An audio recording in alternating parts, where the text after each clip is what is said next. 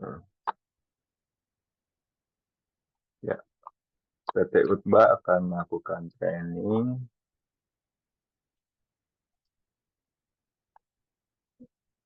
mengenai implementasi PLTS dan tentang harmonisasi.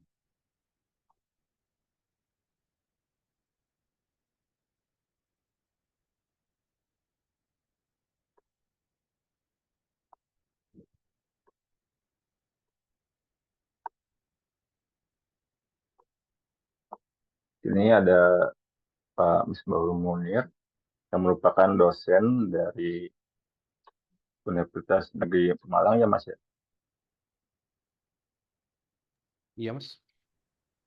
Dan juga ada Mas Riki yang merupakan juga sedang bekerja juga di perusahaan konsultan.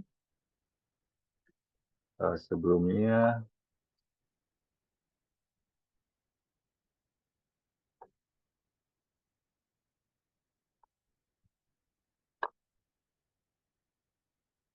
kami akan memperkenalkan dulu sedikit ya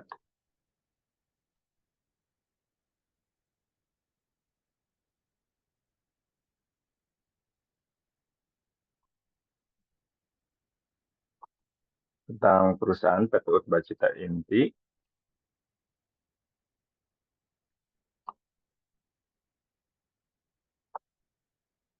Kami merupakan perusahaan di bidang engineering dan konsultasi.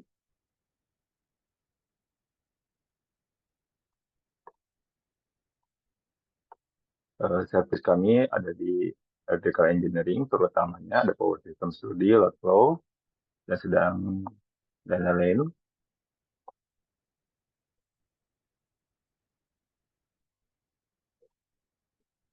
Kemudian juga di bidang beberapa konstruksi yang kami punya izinnya, dan juga dalam bidang training.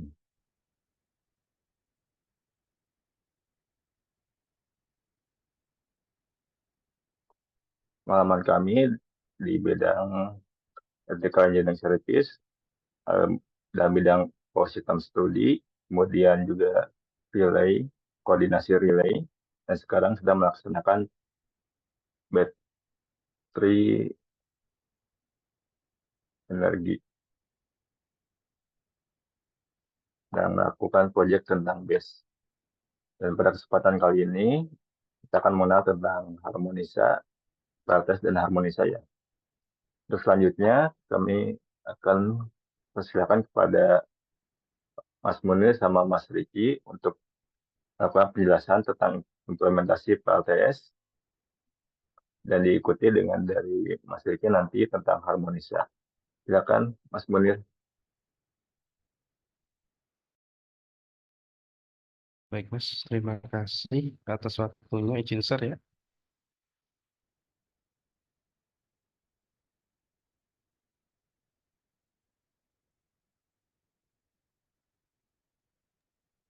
Bisa Mas. Ya, izin share screen, Mas.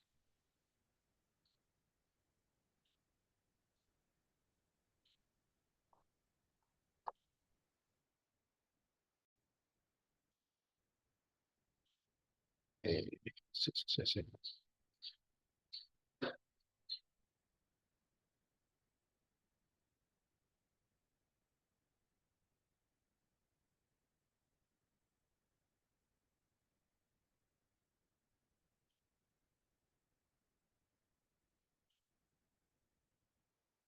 Oke.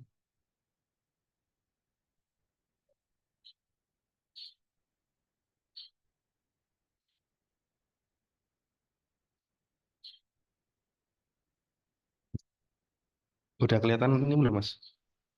Share screen-nya yang full. Sudah Mas. Full ya? Full, full. Oke. Assalamualaikum warahmatullahi wabarakatuh.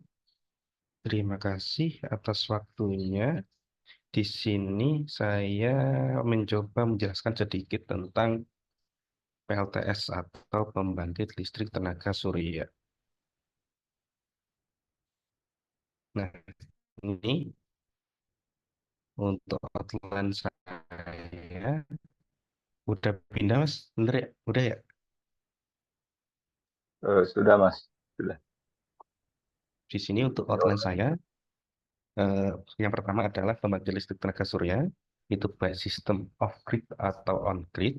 Kemudian ada lagi struktur PLTS, di mana struktur PLTS tersebut ada modul surya, terus SSC atau Solar Charge Controller, kemudian ada inverter, terus baterai, panel distribusi, terus jaringan distribusi, dan sistem pembumian. Nah,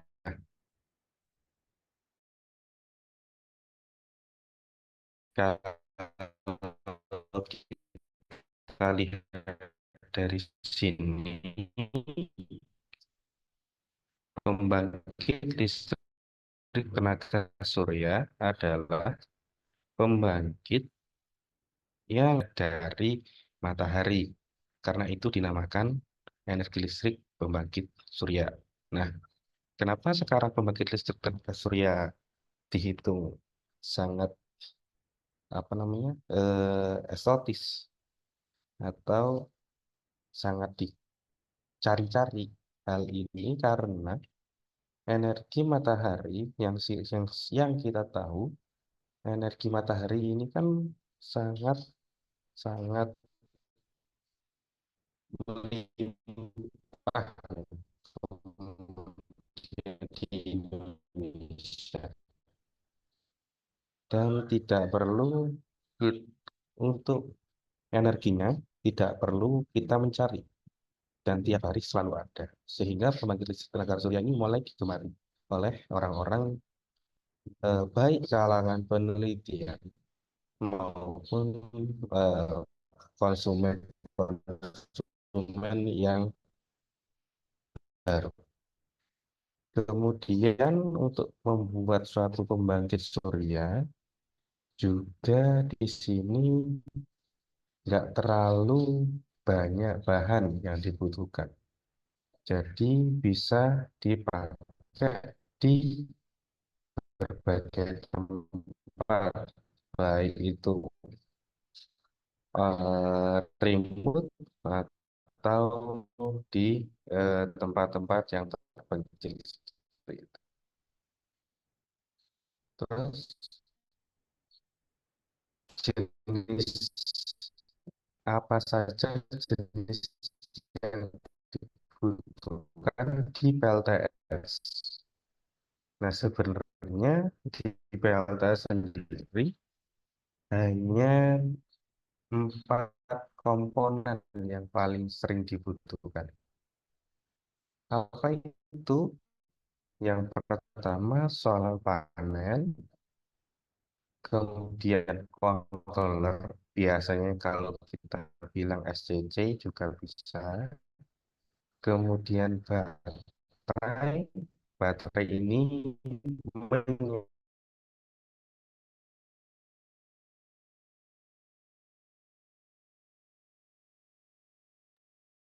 Terus sebentar ya.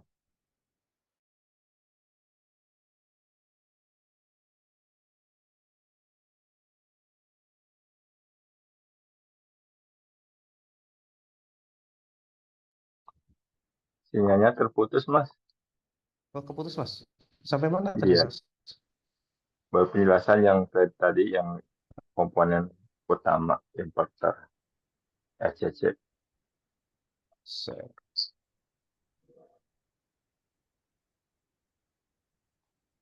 Dah, sampai sini apa sebelumnya Mas?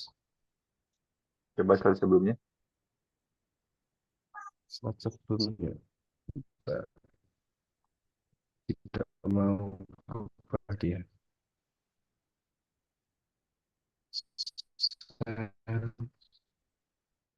Ini ya Mas ya. Oh, desain barusan Oke, oke. komponen. Udah Mas? Udah kelihatan?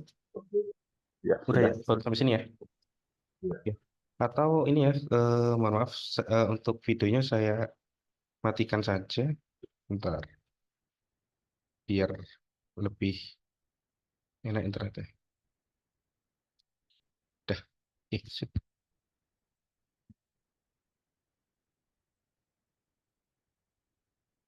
Nah, kembali lagi, mohon maaf karena jaringan. Apa itu pembangkit listrik tenaga surya? Sudah kita ketahui bahwa energi matahari atau energi sinar matahari, baik besar maupun kecil, ini di Indonesia sangat melimpah. Sehingga jika kita menggunakan energi surya atau energi matahari, kita tidak perlu lagi menggunakan batu bara atau yang lainnya sebenarnya. Namun dari segi teknologi kita masih belum bisa sampai di situ, masih dalam tahap pengembangan. Tetapi dari segi energi, energi matahari ini tidak akan habis, atau jika habis akan kiamat seperti itu. Jadi anggap saja energi matahari tidak akan habis. Nah, sehingga energi matahari ini sangat digemari oleh berbagai kalangan peneliti ataupun di kalangan industri-industri seperti itu, di mana mereka menggunakan energi surya untuk menghemat beban. Kemudian, apa saja sih jenis yang dibutuhkan di PLTS ini? Nah, jenis-jenisnya sebenarnya ada tiga atau empat bahan yang dipakai di PLTS. Yang pertama, solar panel atau intinya. Kemudian, controller atau ada bilang yang ngomong SCC, Solar Charge Controller. Kemudian ada baterai, udah tiga. Kemudian karena kita menggunakan sistemnya AC untuk perumahan, maka kita butuhkan suatu konversi dari DC ke AC. Sehingga dibuatlah adanya inverter sehingga ada empat. Namun, jika kita hanya menggunakan sistem suatu rumah terkecil saja menggunakan DC, maka kita cukup pakai tiga komponen, solar panel, controller, dan baterai. Itu udah cukup. Nah, inverter ini nanti baru bisa masuk ke grid connected, masuk ke beban yang menggunakan AC, dan maupun off-grid juga bisa. Tuh. Kemudian, sistem jenis-jenis pembangkit listrik tenaga surya. Dari sistemnya, di sini sebenarnya ada dua, off-grid sama on-grid. Nah, sistem PLTS on-off-grid sini eh, adalah sistem yang hanya digunakan di tempat-tempat remote, contoh di pulau-pulau, di mana mereka tidak punya sistem yang besar. Contoh di Jawa itu sudah punya sistem yang sangat besar. Sehingga kalau kita menggunakan sistem off-grid aja, kita yang rugi kadang. Kita bisa pakai sistem on-grid masuk ke jaringan PLN. Tetapi peraturan sekarang sepertinya kayaknya udah nggak bisa gitu. Nah, ada lagi PLTS sistem on-grid. Sistem on-grid ini adalah sistem PLTS yang langsung masuk ke grid system gitu. Nah, sistem on-grid ini ada dua juga. Ada namanya grid following, ada yang namanya juga grid forming. Nah, di sini ada dua perbedaan, di mana grid following sendiri, dia hanya mentransfer arus. Dia tidak peduli dengan adanya gangguan di suatu sistem grid. Dia hanya akan menginjak arus. Boleh arus yang berbentuk nanti daya aktif atau daya reaktif, seperti itu. Sedangkan kalau sistemnya sistem grid forming, anggap saja satu inverter atau PLTS itu adalah sebuah generator. Nah, generator ini dibutuhkan apa? Untuk masuk ke grid dibutuhkan satu sinkronus eh, tegangan AC.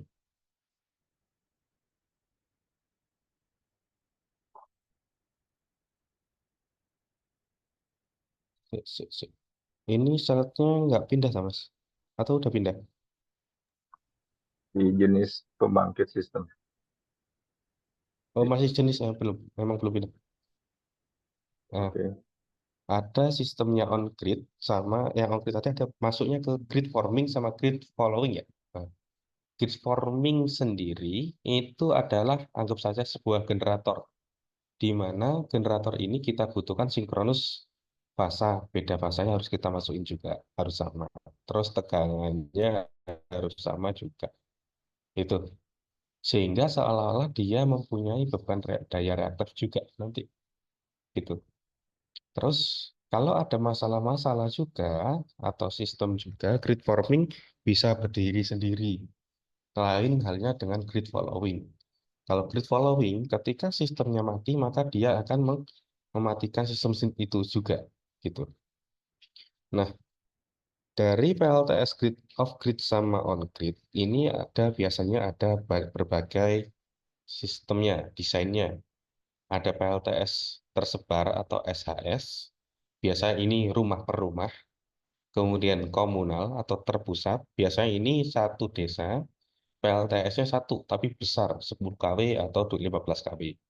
Nah, ada juga PLTS hibrida. Hibrida ini dia biasanya hanya menggunakan baterai yang kecil, tetapi dia gabungkan dengan apa, engine seperti itu.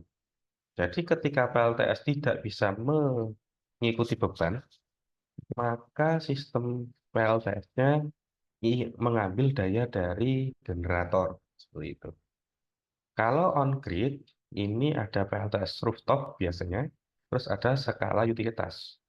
Nah, untuk PLTS rooftop ini kalau nggak salah di SDM masih dikaji atau sudah tidak boleh masuk PLN, kalau nggak salah. Kalau skala utilitas kemungkinan masih bisa, kalau nggak salah ya, Pak.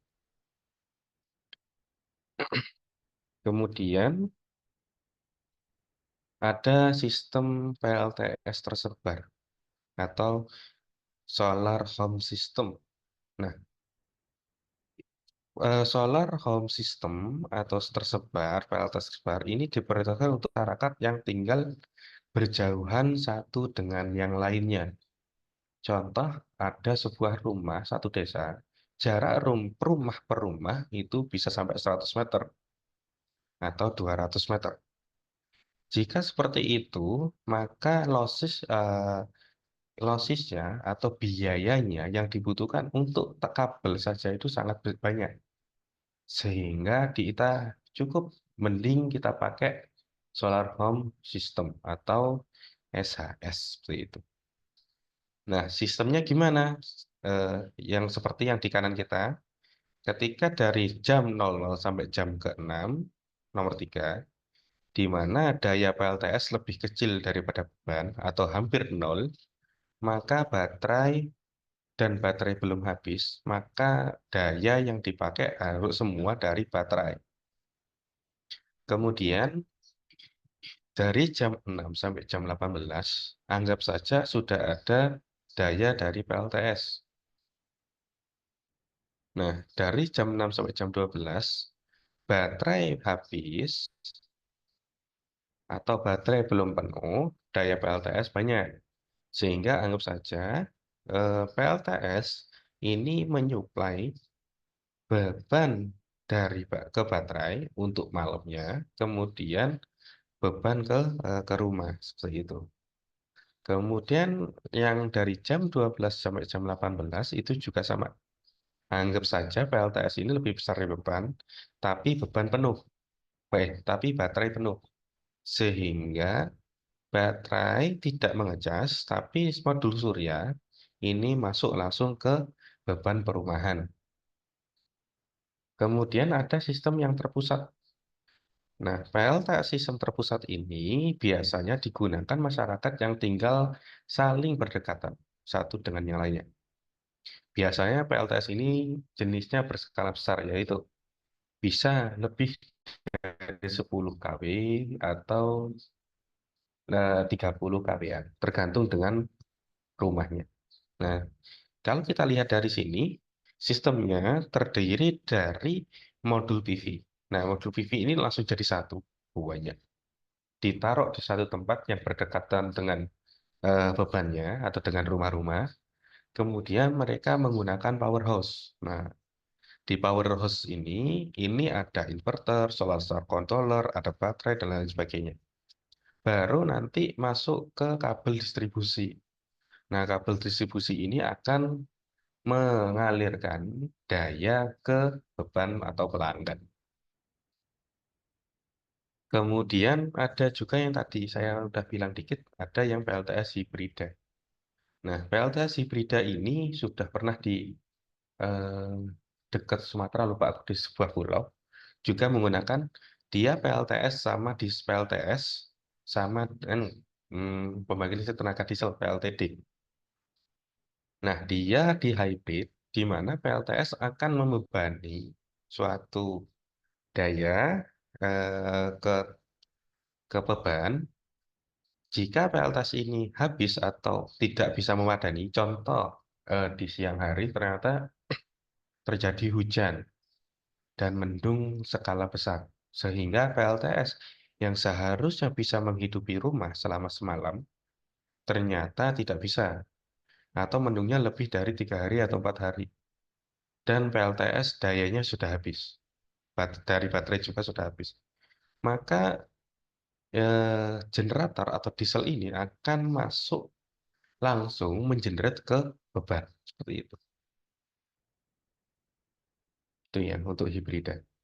Kadang juga jika PLTS cuman bisa menyumbang 20 atau 30%, itu bisa juga kita menggunakan diesel untuk melanjutkan bebannya seperti itu. Nah, ini contoh. Jika PLTS dan sama dengan PV sama dengan PLTS dari PV itu sama dengan beban, maka cukup dimasukkan ke beban, dan generator cukup menggunakan 20 atau 30 saja boleh. Terus jika PV itu lebih kecil dari beban, eh, generator atau DC itu masuk juga boleh ke langsung beban. Sedangkan untuk PV, jika lebih besar daripada beban, PV saja cukup masuk ke beban seperti itu. Nah, untuk yang PV sama dengan 0, maka full generate beban dari generator. Nah, untuk konfigurasinya sebenarnya ini ada dua, DC coupling sama AC coupling. Nah, DC coupling ini menghubungkan rangkaian modul surya ke sisi DC dulu dari sistem PLTS menggunakan solar charge controller. Bisa kalian lihat grafiknya di sebelah kiri ini, gambarnya dari modul surya ada solar charge controller. Nah, baru masuk ke DC bus. Nah, DC bus ini bisa mengisi baterai atau dan lain sebagainya, atau beban DC lainnya. Kemudian baru ada inverter, baru masuk AC bus 20 volt 50 Hz. Nah, untuk sistemnya ini, ketika eh, pertama, daya PLTS lebih besar daripada beban dan baterai belum penuh, maka PLTS akan mengisi baterai dan beban menggunakan ini.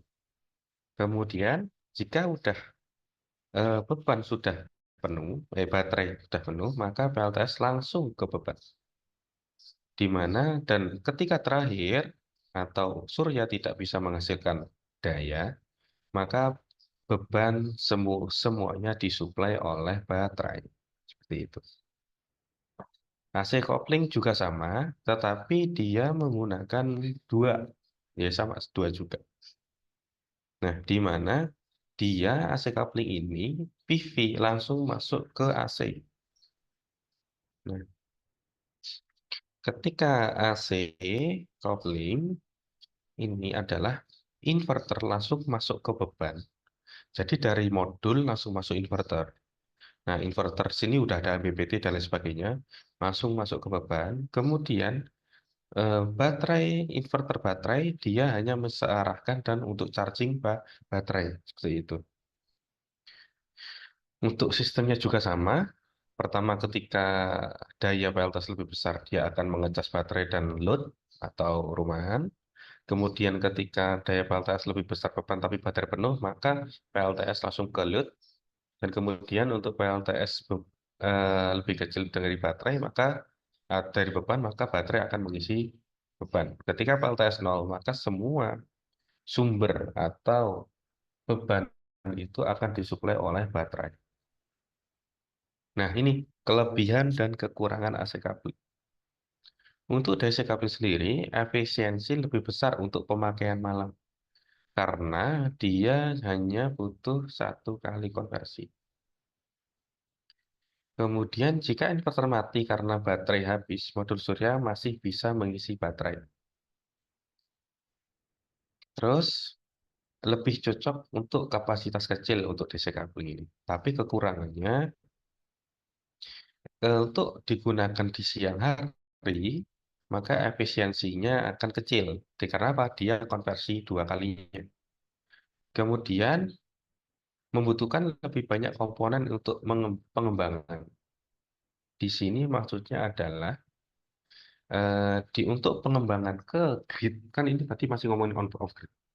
Untuk masuk ke grid, maka pengembangannya akan semakin banyak komponen yang dibutuhkan. Terus untuk AC coupling mudah dikembangkan karena standar langsung AC. Jadi dari PLTS dia langsung masuk ke grid, boleh langsung digabungkan. Dan on grid ready langsung. Kemudian kelebihan lebih murah untuk kapasitas besar. Kemudian lebih efisien untuk pemakaian siang. Karena apa? Dia langsung dari PV langsung masuk ke beban efisiensinya. Terus kekurangannya ini AC coupling adalah jaringan akan hilang jika baterai habis. Maksudnya dia ketika masih off grid, maka sistem PV akan eh, menghitung referensinya dari inverter baterai sehingga kayak modelnya apa ya, master sleeve seperti itu. Jadi masternya di baterai, sleeve-nya di PV. Jadi ketika baterainya habis, dia dan PV masih hidup, maka dia tidak bisa menyalurkan ke beban. Tetap. Terus efisiensi lebih rendah untuk pemakaian malam. Kenapa? Karena dia konversinya dari baterai. Seperti itu. Kemudian apa saja sih komponen PLTS? Nah, di sini ada modul surya, kemudian SCC, kemudian ada lagi baterai, baterai inverter, terus panel distribusi, dan anti petir dan sistem pembuian. Nah, ini photovoltaic mungkin teman-teman sudah pernah mendengar semua. Dia photovoltaic dari siapa? Dari volta, seperti itu. Cahayanya dari foto sehingga dinamakan photovoltaic.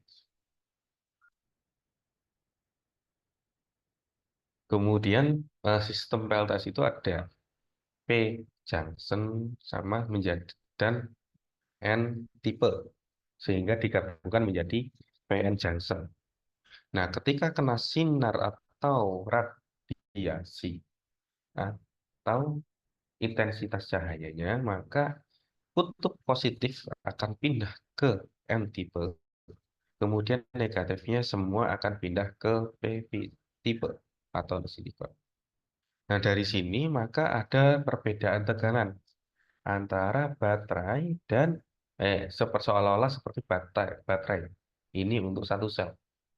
Nah, nanti dari sel yang sangat kecil ini mungkin nilainya cuma berapa 0,0, berapa volt gitu. Kemudian digabungkan menjadi satu semakin banyak sehingga didapatkan nilai yang sangat besar. Nah, ini prosesnya. Pemotongan dan seterusnya baru digabungkan menjadi satu. Sehingga membuat suatu menjadi satu modul. Nah, ini untuk pemasangannya ada frame, gelas, epsan, material fotovoltaiknya, terus junction blocknya. Jadi sebenarnya PV ini atau dari PN junction ini sangat rapuh sehingga dibutuhkan berbagai cover frame dan lain sebagainya. Nah ini tadi kan nilainya sangat kecil, tetapi setelah kita rangkai dari beberapa sel, bisa 100 sel atau 50 selan, sehingga didapatkan nilai bisa 100 watt peak seperti itu. Contoh ini ukuran daya wattnya. Nah, di sini di inverter, di PV, namanya bukan watt langsung, tapi watt peak, di mana dia menggunakan standar test dengan nilai lumennya adalah 1000 watt per meter persegi. Dan massa air adalah 1,5, suhu modul surya 25 derajat. Nah, nilai ini akan sangat berpengaruh dengan nilai-nilainya. Maksudnya akan berpengaruh dengan massa air, suhu modul, dan lain sebagainya. Sehingga terkadang ada juga penelitian yang menggunakan bagaimana cara untuk mendinginkan PV dan lain sebagainya, gitu, agar efisiensinya tetap tidak turun. Nah, ini pengembangannya untuk nilainya dalam tahap riset, ini nilainya bisa sampai sudah ada yang sampai 47% efisiensi. Tapi ini masih tahap ini ya, masih dalam tahap apa, riset. Biasanya ini nunggu 10 atau 5 atau 10, paling cepat 5 tahun baru bisa kita terapkan. Contoh inverter untuk apa tuh namanya, AC, itu aja 20 tahun baru bisa diaplikasikan di skala industri. Zaman dulu penelitian di inverter untuk AC itu sudah ada dari zaman tahun 2000-an, 2001, 2002. Dan sekarang baru ada namanya inverter AC. Seperti itu ya. Nah, ini untuk produksi ini masih tahap masih 20 gitu. Nah, nilai teknologi modul surya seperti ini. Nah, ini juga yang sudah ada di company atau di skala industri, efisiensi maksimumnya masih 23,5% sampai 24. Dan biasanya efisiensinya yang makin tinggi ini, harganya juga makin mahal, seperti itu. Jadi kemungkinan disiapkan dulu, eh, kita emang butuh efisiensi yang tinggi atau kita punya lahan yang luas. Jika kita punya lahan yang luas, maka cukup yang standar-standar aja, seperti itu. Ini untuk rangkaian modul-modul surya. Jadi dari modul itu sebenarnya disusun secara seri dan paralel, sehingga didapatkan beberapa daya. Contoh, jika kita punya panel surya 200 watt peak 32 volt 8 ampere, maka jika kita susun seri, dia seperti baterai. Tegangannya naik, arusnya turun. Jadi tegangannya adalah penjumlahan dari serinya menjadi 64 volt dan arusnya tetap 8 ampere maksimumnya. Kemudian untuk paralel, maka seperti baterai juga sama. Tegangannya sama, tetap arusnya naik.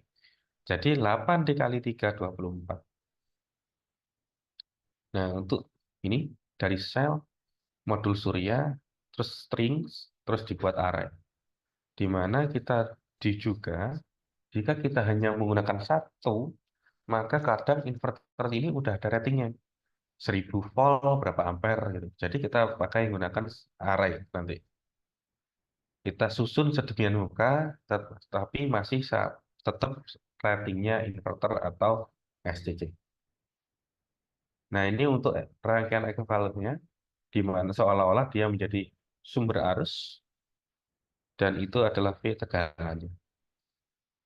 I adalah output current, IL like green current, dan lain sebagainya. Seperti ini. Untuk secara ekuivalen nomornya. Nah, ini untuk kurvanya, kurva IV, di mana kita akan menggunakan arus dan output tegangan. Di mana kalau kita lihat ISC dan VOC itu ada di kanan dan ujung kiri, sehingga kita butuh tengah-tengah atau hampir mendekati VOC, ada nilai PMP atau tegangan maksimum point atau menjadi power max-nya. Seperti itu. Nah, di sini kalau teman-teman pernah dengar MPPT itu fungsinya buat ini. dia menggunakan kurva I dan P. Ada juga yang menggunakan AI dan lain sebagainya dalam tahap penelitian masih ada. Nah, ini pengaruh cahaya matahari, di mana MPP atau maximum power point itu ada di tengah itu. Itu pengaruh cahaya matahari. Nah, kadang juga jika contoh, jika ada PV 100 kWp gitu, dan intensitas cahayanya kecil, maka bisa jadi dayanya sangat kecil juga. Contoh, dari pagi dia hanya 4 kW, dan sore yang seharusnya 10 kWp dia cuma dapat 2 kWp. Siang juga harusnya dia maksimum, ternyata PV-nya panas, sehingga nggak bisa jadi 9 kWp, dan lain sebagainya. Seperti itu. Nah, jika kita punya iradiasi 3000 watt hours per meter segi per hari, maka daya totalnya adalah 30 kWh, tinggal kita kalikan. Tapi saat kondisi ideal, seperti itu. Lain lagi ketika adanya shading. Shading adalah PV atau modul PV tertutup oleh debu atau yang lainnya. Contoh, debu, sampah, atau bayangan, awan. Ini nilainya akan sangat berubah, drastis. Nah, ini tadi yang saya contohkan. Contoh, modul surya dengan senilai 10 kW. Jika adanya kabut atau terkena debu, bisa turun hingga sampai 50% karena debu. Kemudian, contoh yang kanan adalah kena shading atau terkena bayangan. Nah, dari kita tahu ini, sekitar 25% bayangan dapat mengakibatkan penurunan daya keluaran lebih dari 50%. Jadi yang seharusnya 10 kWp karena bayangannya 25%. Itu tinggal 3 kWp. Seperti itu. Walau area yang terbuka dan tidak terbayang itu lebih besar area yang tidak terbayang.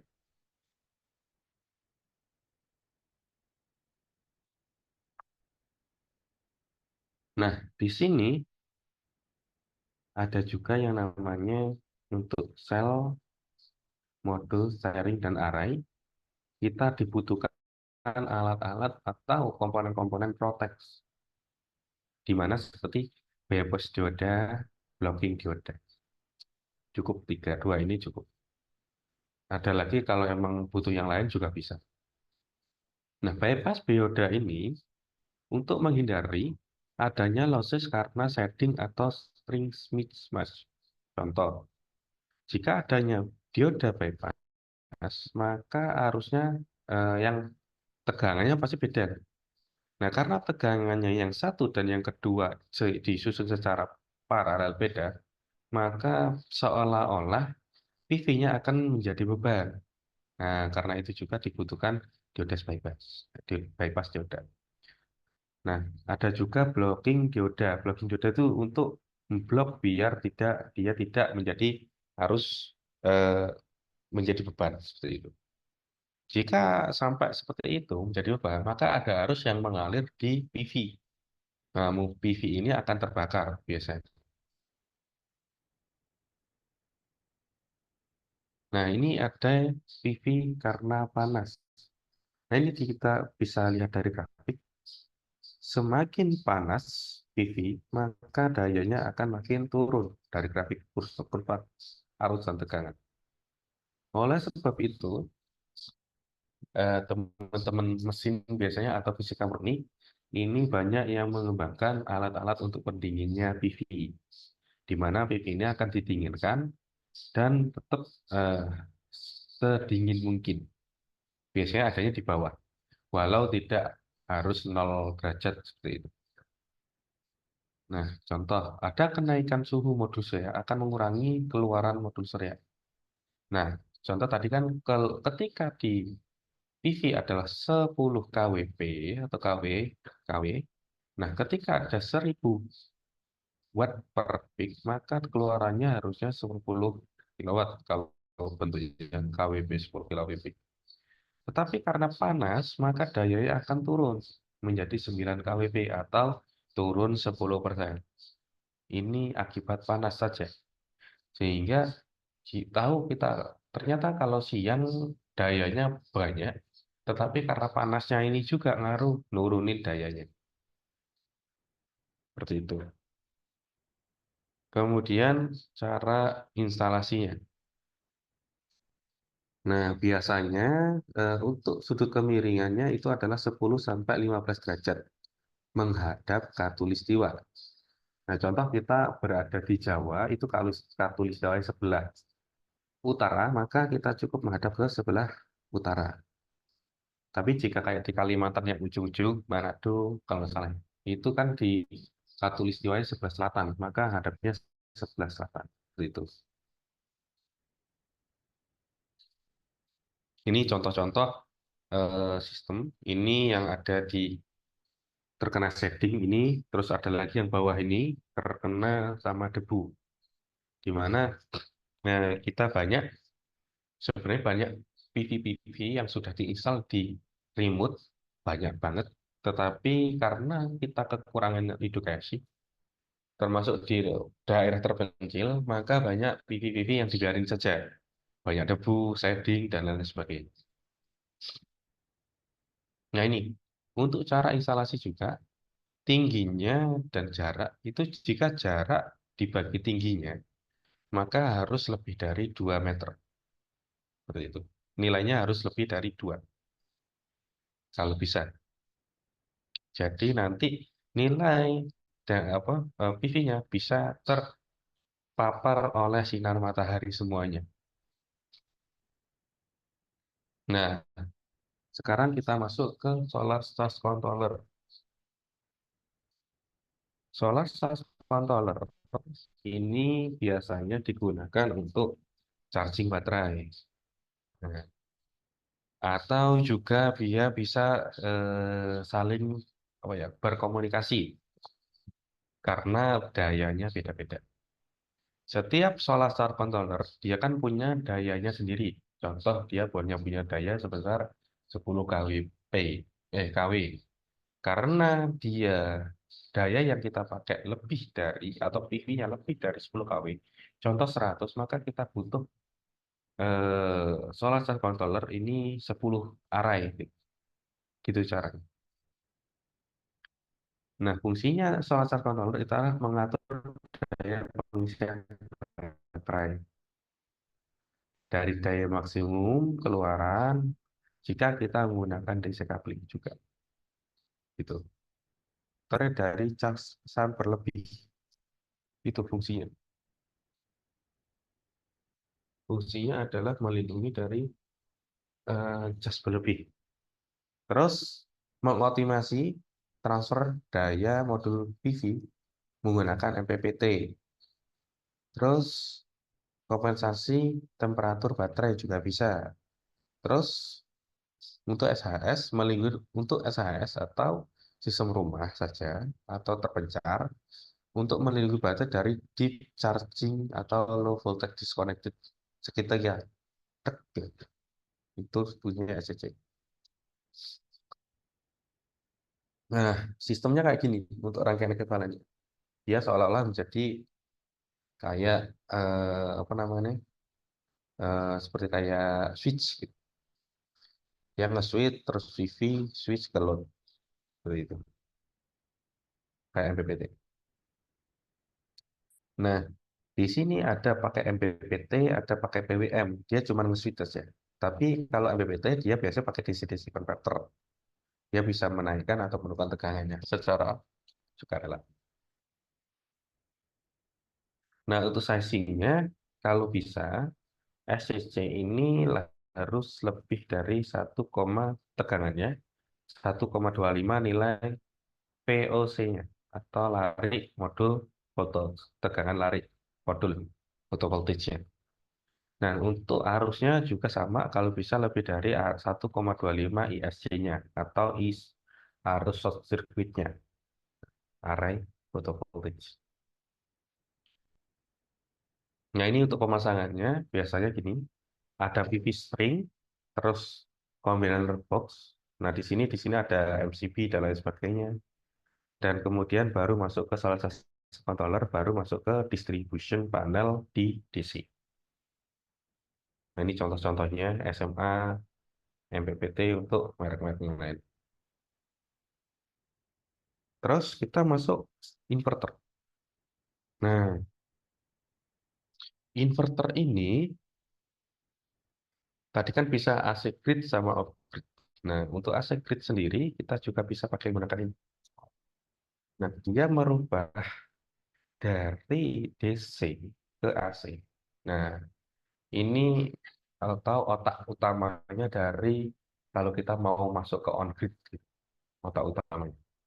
Gimana tadi ada off grid sama on grid ya. Ini otaknya. Nah, fungsi lain dari inverter ini yang dibutuhkan apa? Dia sinkronisasi tegangan dan frekuensi dan fasa. Nah, ini untuk sistem on grid, untuk grid apa namanya? Grid forming, dia harus sinkronisasi. Tapi kalau ini sistem grid following, dia nggak perlu sinkronisasi tegangan, frekuensi dan fasa. Dia biasanya udah ngambil dari sistem untuk referensinya dia. Tapi kalau dia grid forming, dia harus sinkronisasi tegangan, frekuensi dan fasanya. Seolah-olah kita punya generator satu. Terus fungsinya lagi, dia mengoptimasi daya keluaran dari modul surya juga bisa. Nah, selain itu ada juga harus namanya anti islanding. Nah, anti islanding ini tidak beroperasi saat grid tidak terdeteksi. Nah, dia harus punya sistem proteksi jika dia tidak bisa melihat grid. Contoh tegangannya ternyata lama-lama tahu-tahu langsung hilang. Nah, dia mau nggak mau harus melepas punya dia sendiri. Karena apa? Ketika dia langsung masuk ke grid, maka seolah-olah beban seluruh grid akan ditanggung oleh dia. Nah, karena apa? Karena ketika kayak gitu, maka sistem PV akan overload. Nah, kalau tetap diteruskan, maka akan rusak seperti itu. Sehingga harus ada namanya anti-islanding. Sizing juga sama, harus kalau bisa lebih dari 1,25. Daya inverter jaringan kalau bisa lebih dari atau sama dengan 2 inverter baterai. Gitu. Nah, ini PV inverter untuk pemasangan PV inverter dengan input multi string. Ini ada string, terus combiner box untuk PV stringnya, baru masuk ke grid inverter. Nah, untuk instalasinya, kalau bisa, itu yang baik adalah dimasukkan di sistem powerhouse. Seperti itu. Tetapi kalau emang tidak memungkinkan, maka cukup ditaruh di bawahnya PV. Tapi cari yang lebih dingin atau agak jauh, atau agak tinggi. Sehingga dia nggak terlalu jauh dekat sama array PV-nya, dan tidak terlalu dekat sama ground juga. Seperti itu. Ini contoh-contoh instalasi yang baik. Nah, ini baterai, fungsinya itu adalah apa? Untuk suplai energi dan lain sebagainya. Terus eh, pemakaian juga cyclingnya. Kalau bisa dihitung otomasinya baterai ini, kalau kita menggunakan full baterai, kita bahasa otonominya 2 sampai 3 hari fungsinya. Dia bisa bekerja. Terus kalau bisa pemakaian hingga 80 besar umurnya cuma kurang lebih 4 tahun. Kalau bisa emang gitu. Nah, tipe baterai semua udah tahu. Ada namanya lead acid, ini acid, NMH, dan lain sebagainya. Lithium ion untuk yang sekarang yang lagi tren. Kemudian ada lagi kurang lebih NAS yang kaya, terus nah N-Alien itu baterai-baterai yang lagi tapi belum banyak. Nah, ini yang kita baterai biasanya lead acid sama lion, li-ion. Ya. Terus state of charging-nya SOC, sisa energi kapasitasnya.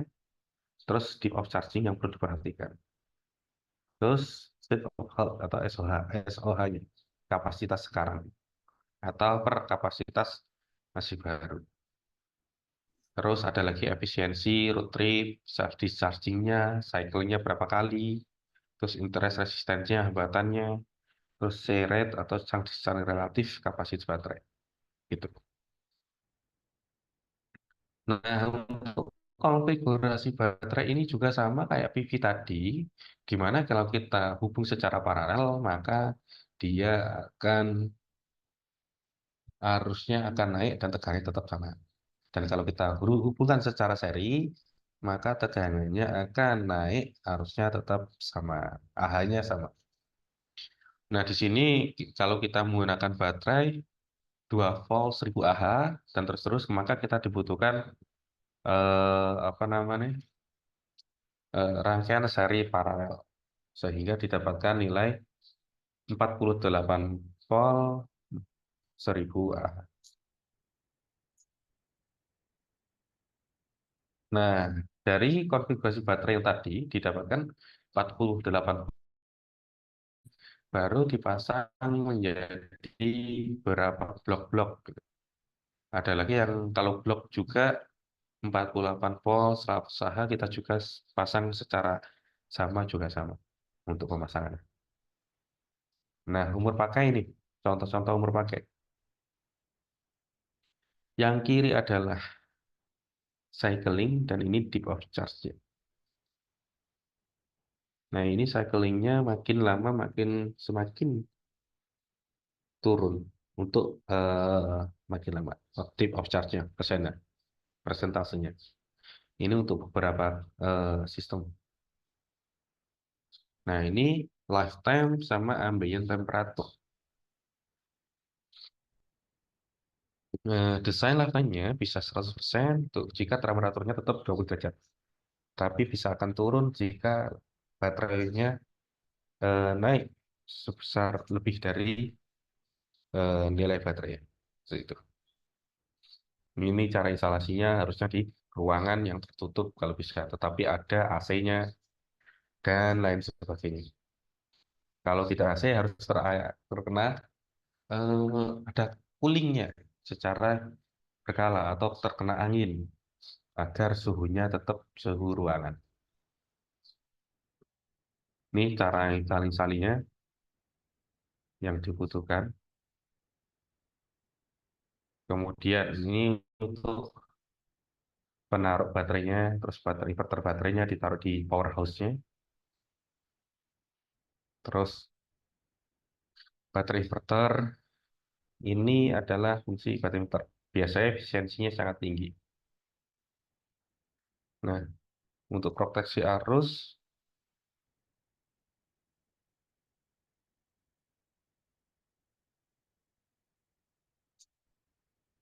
terus fungsinya lagi adalah proses tegangan baterai, proses tegangan rendah baterai, terus pengisian baterai dengan komputasi temperaturnya juga di baterai.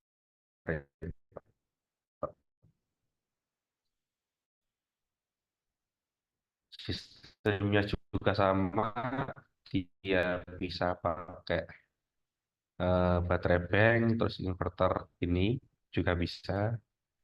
Terus satu skala satu fase yang paling bawah ini juga bisa konfigurasinya. Terus untuk satu skala tiga fase ini juga bisa seperti ini satu satu satu. Dan terus multi cluster tiga fase juga bisa seperti ini. Terus untuk instalasinya baterai inverter seharusnya di ruangan dekat sama baterainya biar enak atau lossesnya nggak terlalu banyak dari kabel. Terus ada namanya juga panel distribusi. Di sini ada MCB, busbar, energi meter, terus pelindung tegangan surja atau SPD, terus grounding, display tegangan arus, kontaktor dan timer. Nah, terus ada lagi proteksi ban baterai, terus terminal DC atau bus bar, terus proteksi kabel masuk dan seri dari SSC-nya, terus proteksi kabel keluar ke inverter baterai, terus enclosure, terus ada batang pembimbingan nomor 6 itu masuk ke tanah dia. Nah, ini untuk pangkal petir, kalau bisa semua sistem dari PLTS, powerhouse, dan semua gitu. Sehingga ditaruh di tengah-tengah untuk sistem komunal ya. Terus untuk jaringan, kalau bisa grounding juga sama. Harus ada satu tempat yang ditempatkan groundingnya. Jadi semua di grounding. Nah, ini contoh-contoh groundingnya.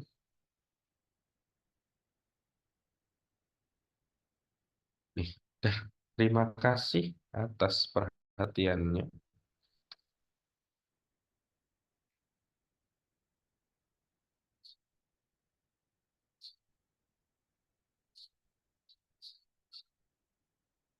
Ya, terima kasih Mas Munir. Mungkin selanjutnya saya lanjutkan ya pada materi sesi yang kedua.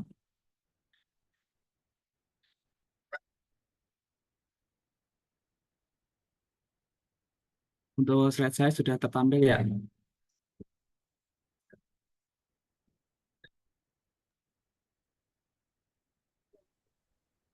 Oke, saya lanjutkan. Assalamualaikum warahmatullahi wabarakatuh. Selamat pagi, salam sejahtera untuk kita semuanya. Terima kasih Mas Munir atas paparan dan penjelasan ya materi terkait dengan PLTS di sesi yang pertama. Dan pada sesi yang kedua ini saya akan menyampaikan terkait dengan pengaruh terhadap harmonisa. Bapak Ibu apabila ada pertanyaan bisa menuliskan ya di kolom chat Zoom atau nanti setelah sesi ini berakhir. Izin memperkenalkan diri, saya Riki Komarudin. Tadi dijelaskan ya, saya dari konsultan di PT Prima Energy Consult, merupakan salah satu engineering konsultan juga di Tangerang Selatan. Nah, ini adalah profil singkat saya. Kebetulan kami alumni yang sama, seangkatan dengan Mas Riyandi, Mas Munir di Teknik Elektro S2 ITB. Jadi outline pembahasan pada pagi hari ini yaitu terkait dengan sumber-sumber harmonisa pada PLTS, kemudian pengukuran harmonisa dan kesesuaian harmonisa ini terhadap suatu standar. Nah, adapun standar-standar yang saya gunakan di sini kita bisa mengacu ke standar PLN ya atau SPLN D 50041/2012 terkait dengan Power Quality Regulasi Harmonisa, kemudian ITRP 519 ini terkait harmonisa standar ya dan juga Permen SDM atau Grid Code nomor 20 tahun 2020. Karena memang saya fokus di konsultan, terutama terkait bidang ketenaga listrikan dan power system. Jadi evaluasi dan juga simulasi integrasi PLTS ini sering saya lakukan seperti itu. Kemudian kita masuk yang dimaksud dengan harmonisa. Jadi harmonisa itu adalah suatu cacat gelombang ya, yang mana itu merupakan gelombang yang ada noise atau gelombang yang tidak sesuai dengan gelombang sinus.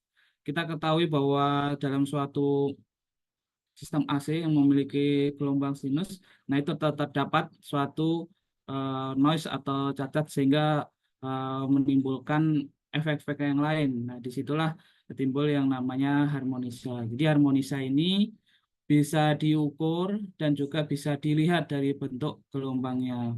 Nah, ini adalah contoh bentuknya. Jadi di sini ada suatu gelombang yang terdistorsi ya atau cacat sehingga ada membentuk suatu gelombang sinus yang tidak sempurna. Nah, penyebab dari harmonisa ini banyak nanti akan kita bahas.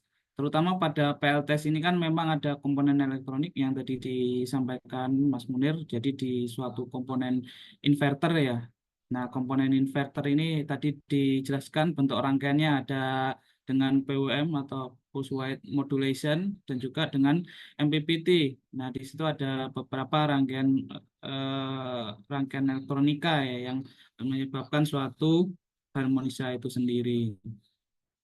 Nah, ini adalah contoh ya, yang kemarin saya dapatkan adalah suatu rangkaian konverter. Kalau konverter kan lebih ke AC ke DC, kalau inverter dari DC ke AC. Jadi pada dasarnya suatu konsep yang digunakan adalah mirip-mirip itu untuk menyarahkan dari AC ke DC atau dari DC ke AC. Sehingga di sini ada beberapa noise atau cacat gelombang dari dioda dalam penyarahan tersebut. Nah, Bapak Ibu semuanya, kita akan coba membedakan ya terkait dengan apa itu dari sumber noise atau apa itu dari sumber harmonisa. Jadi perbedaannya ialah pada frekuensi band, di mana noise ini adalah menggunakan frekuensi tinggi. Nah, ini sekitar 10 kHz sampai 1 GHz ya dalam suatu ordernya. Kemudian dalam harmonik ini kita lebih ke secara normal ya frekuensi di 50 Hz sesuai standar. Nah, di situ memiliki order harmonisa, order order pilihan atau misalkan di order 1, order 2, order 3 dan beberapa pengaruh order tersebut terhadap efeknya seperti efek panas, efek vibrasi, efek proteksi dan lain sebagainya. Kemudian untuk kebocoran arus ini juga termasuk ke rentan frekuensi yang cukup tinggi antara KHZ sampai MHZ-nya seperti itu. Kemudian beberapa contoh di sini terutama pada sumbernya ya. Jadi noise ini bisa dari inverter circuit, kemudian power elektronik atau power harmonic ini dari converter circuit dan kebocoran arus ini juga dari rangkaian inverter. Nah, di sini disebutkan ya beberapa sumber-sumber harmonisa. Nah, sumber-sumber harmonisa ini memang terdapat atau disebabkan dari beban non-linear. Nah, ini beberapa beban non-linear seperti komputer, kemudian PLC atau Programmable Logic Control, kemudian BSD, BWM yang tadi digunakan, dan hingga tanur busur listrik ya atau arc furnace. Nah, ini banyak dapatkan di beberapa, terutama pada industri smelter.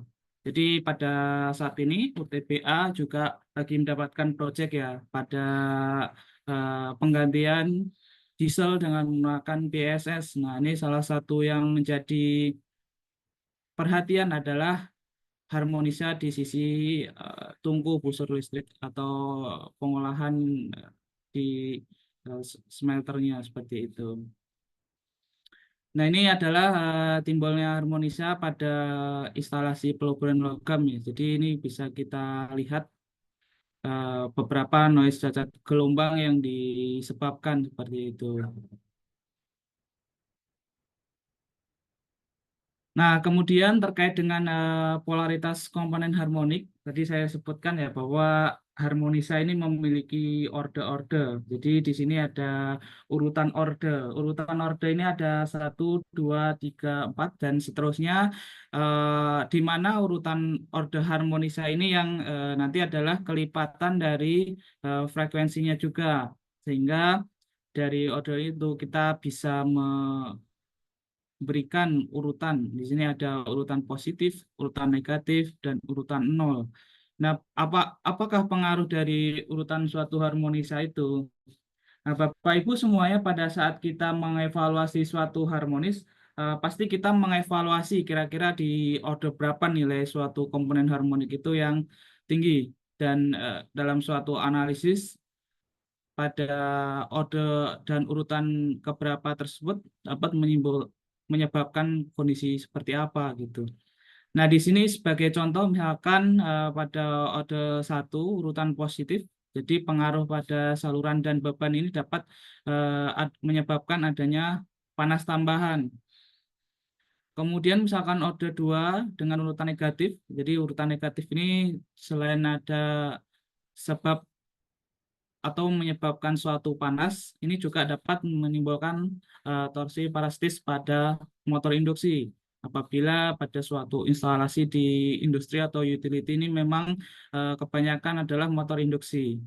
Nah, kemarin kita juga dapat proyek yang di mining industry ya. Jadi memang banyak sekali motor-motor yang ada di sana, terutama untuk kompresor, AC, eh, dan lain sebagainya. Nah, yang selanjutnya adalah apa pengaruh harmonisa ini terhadap nilai faktor jaya. Jadi bisa dihitung Bapak Ibu. Jadi yang perlu kita perhatikan adalah nilai dari THD. THD itu adalah total harmonic distortion. Jadi total dari keseluruhan individual harmonisa yang ada pada komponen arus. Sehingga pada persamaan ini kita bisa menghitung nilai PF dari akibat adanya harmonisa yang sudah kita ketahui dan kita ukur atau kita hitung nilai THD-nya itu sendiri. Nah, ini adalah perhitungan ya dari pengaruh suatu harmonisa terhadap arus netral. Jadi, pengaruh dari harmonisa itu juga dapat menyebabkan arus pada sisi netral. Nah, makanya kenapa tadi disampaikan ya pada urutan keberapa itu dapat menyebabkan salah satu panas sehingga apabila ada saluran harmonisa pada urutan netral ini juga bisa menyebabkan suatu eh, panas itu sendiri dan rugi-rugi yang cukup tinggi sehingga kadangkala ketika kita mengukur di saluran netral ini bisa muncul nilai arusnya seperti itu. Dan di beberapa standar instalasi itu yang menggunakan TNC atau TNCS, di mana nilai atau saluran netral itu digabung ya dengan groundingnya. Nah, itulah yang harus kita perhatikan dan juga kita evaluasi. Nah, yang selanjutnya adalah terkait dengan pengukuran dan penilaian harmonisa. Jadi, pengukuran ini sangat penting untuk kita ketahui dan kita pastikan sesuai dengan standar dan juga cara dalam pengukurannya. Nah, ini mengacu dari standar PLN yang tadi dalam metode pengukuran dan penilaian dari harmonisa tersebut. Secara sederhana, suatu sistem ketenaga listrikan bisa digambarkan menggunakan rangkaian berikut ini. Jadi ini adalah sumber pembangkitan, kemudian ini adalah saluran transmisi atau kabel yang menghubungkan ya. Ini berupa resistor dan induktor. Kemudian ini ke beberapa titik hubung atau titik sambung milik beban seperti itu. Dan memang ada beberapa industri yang menggunakan sumber listrik dari PLN dan juga memang ada beberapa industri yang memang instalasi sumber ketenaga listrikannya ini dari milik sendiri, seperti mereka memiliki genset atau sumber energi listrik yang lain. Kemudian ini adalah beberapa metode dalam pengukuran harmonisa tegangan. Nah, ini adalah hal-hal yang perlu diperhatikan. Yang pertama adalah besaran pengukuran harmonisa tegangan ini atau THDV ya, total harmonic distortion tegangan atau individual harmonic distortion dari tegangan tersebut. Kemudian yang kedua adalah pengukuran ini dilakukan secara langsung mengukur nilai persentase di setiap komponennya. Misalkan kita menginginkan di mapping pada output trafo 8. Nah, ini nanti kita juga mengukur misalkan di output dari trafo 9. Misalkan di sana memang sistem kelistrikannya memiliki beberapa output dari trafo distribusi. Kemudian yang kedua adalah pengukuran dilakukan dengan langsung mengukur nilai persentase di setiap komponen sehingga kita bisa dapatkan ya nilai dari harmonisa totalnya. Kemudian pada pengukuran tidak langsung dengan menggunakan peralatan bantu yang seperti PT dan CT, maka karakteristik frekuensi respon ini juga harus diperhatikan dengan baik dengan bandwidth sampai dengan 3150. Kemudian untuk karakteristik PT atau potential trafo ini juga mengacu pada standar PLN nomor D3 0142 tahun 2010. Kemudian yang selanjutnya adalah pengukuran harmonisasi arus. Di sini kita harus memperhatikan ya, terutama yang tadi total harmonic distortion dan individualnya. Kemudian dalam pengukuran ini atau pengukuran arus ini dilakukan dengan mengukur besaran ampere yang absolut untuk kita dapatkan ya berapa arus fundamental atau arus dasarnya dan berapa besaran komponen dari harmonisa arus atau arus yang sudah mendapatkan efek dari harmonisa. Kemudian juga perlu diperhatikan karakteristik dari CT atau trafo arus. Kemudian karakteristik dari respon frekuensi dari trafo arus tersebut juga harus dievaluasi. Kemudian peralatan CT ini digunakan atenuasi kurang dari 3 desibel dengan bandwidth sampai dengan 3150 Hz. Kemudian juga kelas dari CT ini juga mengacu pada standar SPLN. Nah, biasanya kan pada CT ini memiliki kelas masing-masing berupa 5P10, 5P20, 10P10, dan lain sebagainya. Sehingga akan mempengaruhi nilai dari rasio dan burden pada CT tersebut. Kemudian terkait dengan durasi pengukuran, ini referensi yang saya dapatkan dari Power Quality Pengaruh Harmonisa di SPLN. Di sana disebutkan ya bahwa dalam pengukuran harmonisa ini dilakukan pada periode waktu tertentu untuk mendapatkan level karakteristik dari suatu harmonisa, yaitu dilaksanakan selama periode 7 hari atau pada kondisi instalasi beban listrik beroperasi normal.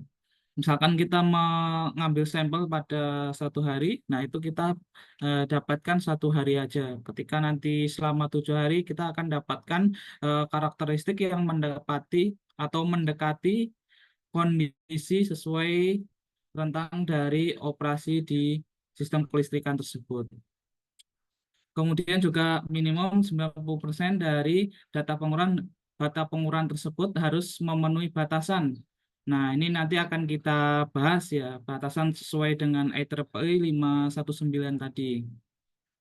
Nah, yang selanjutnya adalah pengukuran harmonisasi dilakukan dengan menggunakan meter energi atau meter energi transaksi. Nah, biasanya di beberapa peralatan di kubikel atau MPMDP sudah terdapat juga metering harmonisa. Nah, ini harus memperhatikan terutama kemampuan pengukuran energi tersebut sudah sesuai dengan standar atau belum. Kemudian dalam pengukurannya ada baiknya juga menggunakan arah atau guideline ya dari standar yang berlaku. Kemudian juga dalam pengukuran ini harus ada kesepakatan ya antara pihak yang memberi listrik dan pelanggan untuk memastikan apabila kita pasang baru di suatu utility atau pabrik tersebut, memang standar dari harmonisa ini sesuai dengan standarnya dan tidak melebihi dari batasan. Nah, ini adalah salah satu hak pelanggan juga untuk mendapatkan power quality yang sesuai standar dari sumber energi listrik.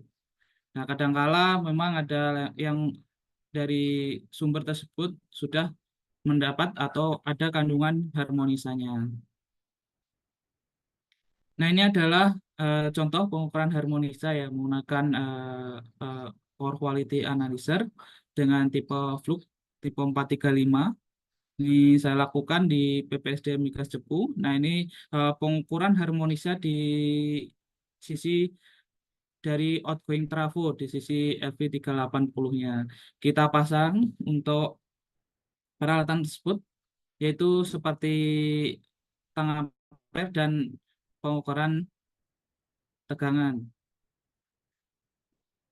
Nah, ini adalah hasil pengukuran dari fluk 435 tersebut ya. Ini bisa dilihat terdapat nilai THD-nya berapa, kemudian di sini THD urutan pertama inilah yang didapatkan hasil cukup tinggi. Kemudian ini adalah nilai dari daya yang terukur atau power dan energi, dan ini adalah pasor dari pengukuran tersebut.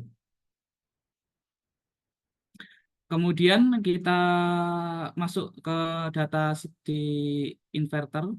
Nah, ini data sheet ini adalah data sheet Goodwi ya. Nah, biasa dipakai di salah satu instalasi PLTS. Nah, biasanya pada data sheet ini juga sudah diinformasikan bahwa peralatan inverter ini adalah mengandung maksimum total harmonic distortion berapa. Sebagai contoh di sini maksimum total harmonic distortion-nya adalah kurang dari 3%. Jadi data inilah yang bisa kita gunakan dan kita masukkan dalam modeling di software apabila kita ingin menganalisis dari adanya injeksi PLTS ke suatu sistem kelistrikan. Sebagai contoh yang lain, ini ada data yang lebih detail lagi untuk inverter PLTS, data dari inverter Sun 2020 KTL ya. Jadi ini sudah dijelaskan lebih detail. Kalau yang sebelumnya tadi kita mengacu pada datasheet ya, hanya kandungannya kurang dari 3%. Nah, di sini sudah ada data dari pabrikan, di mana nilai kandungan masing-masing setiap ode harmonik ditampilkan seperti itu. Kemudian juga di pabrikan biasanya ada level pengujian. Jadi yang sebelah kiri ini adalah 33% dari output power, kemudian yang sebelah kanan ini adalah 66% dari output power, sehingga kita bisa mendapatkan dan mensimulasikan sesuai dengan kebutuhan dari kapasitas PLTS yang ingin kita simulasikan. Dan ada juga yang maksimum 100% dari output powernya, cuman saya tidak menampilkan pada slide berikut ini. Nah, itu tadi terkait dengan pengukuran. Selanjutnya adalah penilaian dan asesmen pada harmonisa. Jadi, berdasarkan SPLN, prosedur dalam evaluasi harmonisa di titik sambung pelanggan itu bisa dilakukan dengan cara kita menentukan titik sambung pelanggan atau titik yang ingin kita hitung atau kita ketahui dari nilai harmonisa tersebut. Untuk tahap pertama adalah kita menghitung nilai YC, SSC, dan arus beban atau IL atau arus listrik tersebut.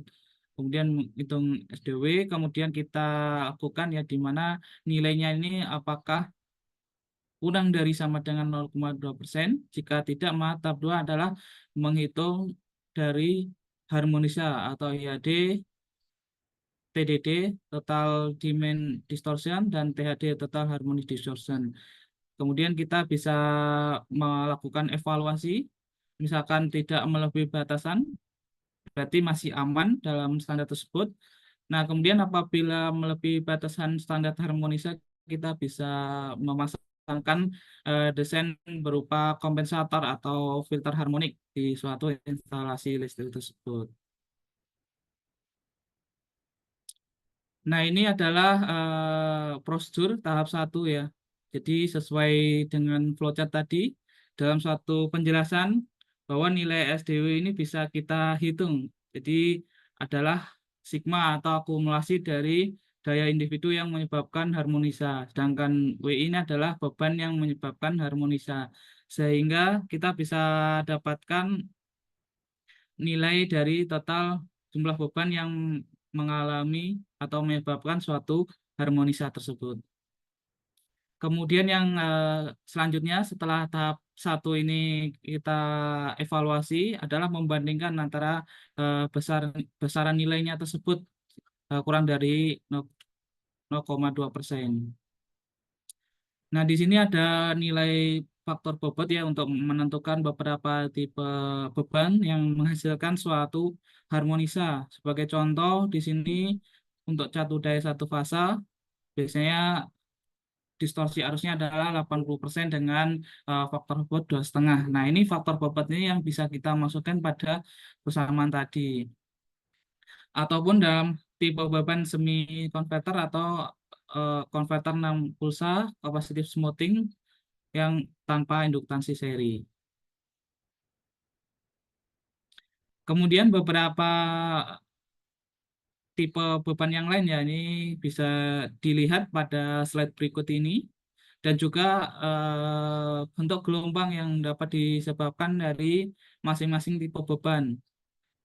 Sebagai contoh di sini untuk konverter 12 pulsa memiliki faktor bobot yang cukup kecil sehingga bentuk noise gelombangnya juga tidak begitu mengalami efek yang sangat rusak pada gelombang sinus tersebut. Kemudian untuk prosedur tahap 2 kita melakukan evaluasi dari tahap 1 yang tidak terpenuhi, yaitu pada tahap 2 ini dengan melakukan pengukuran harmonisa individual untuk tegangan dan arusnya. Sehingga distorsi harmonisa demand total atau TDD dan THDV pada titik sambung pelanggan ini kita bisa dapatkan nilainya. Kemudian apabila hasil simulasi tidak memenuhi batasan dari standar harmonisa, maka calon pelanggan ini bisa melaporkan ya dengan langkah-langkah perbaikan distorsi harmonisa untuk mencapai batas yang diperoleh. Nah, namun sebaliknya apabila memang pengaruhnya dari sisi pelanggan, jadi pelanggan ini juga wajibkan untuk melakukan evaluasi dan pemasangan filter agar sesuai dengan maksimum batasan dari standarnya. Nah, yang selanjutnya terkait dengan kesesuaian standar. Nah, ini adalah dari penjelasan yang saya sampaikan ada di SPLN berikut ini. Nanti Bapak Ibu bisa mencari atau kita kirimkan ya bersamaan dengan sertifikat materi dan recordingnya. Nah, ini adalah batasan nilai harmonisa berdasarkan level tegangan ya. Jadi untuk nilai dari 66 kV kurang dari atau sama dengan ini nilai dari distorsi harmonisa tegangan individu adalah sekitar 3%, kemudian kalau totalnya adalah 5% seperti itu.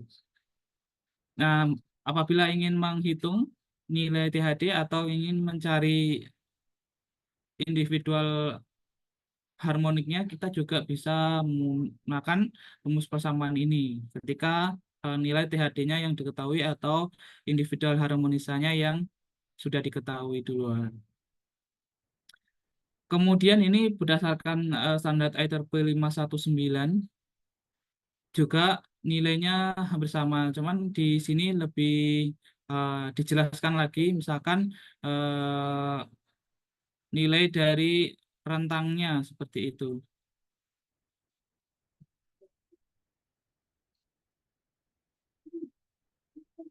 Nah, ini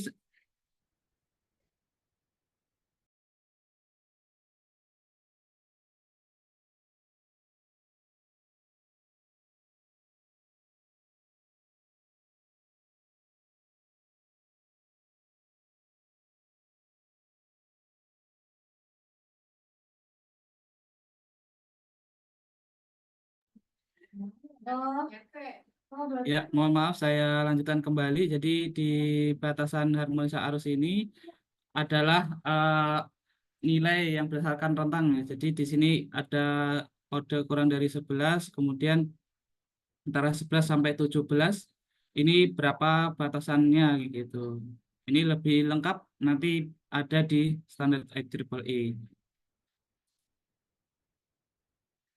Kemudian yang selanjutnya adalah dampak harmonisnya pada sistem proteksi. Jadi memang beberapa peralatan di data center atau peralatan di industri harmonisa ini memang cukup menyebabkan trip ya pada sistem proteksi, sehingga ada beberapa relay yang digunakan ini dengan menggunakan blocking harmonisa.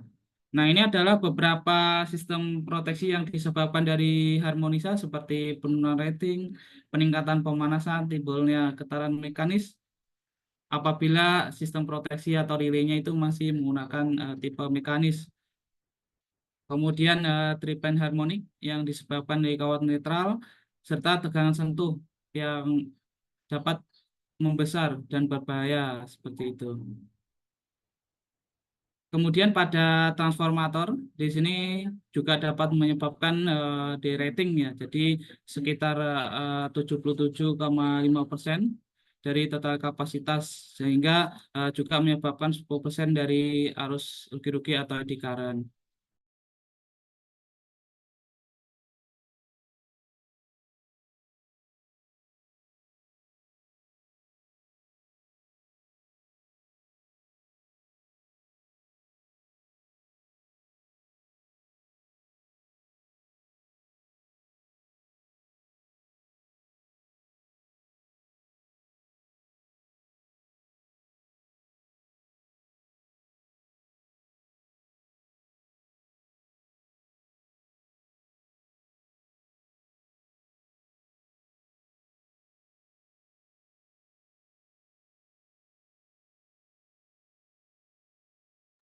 Ya, mohon maaf ada tamu.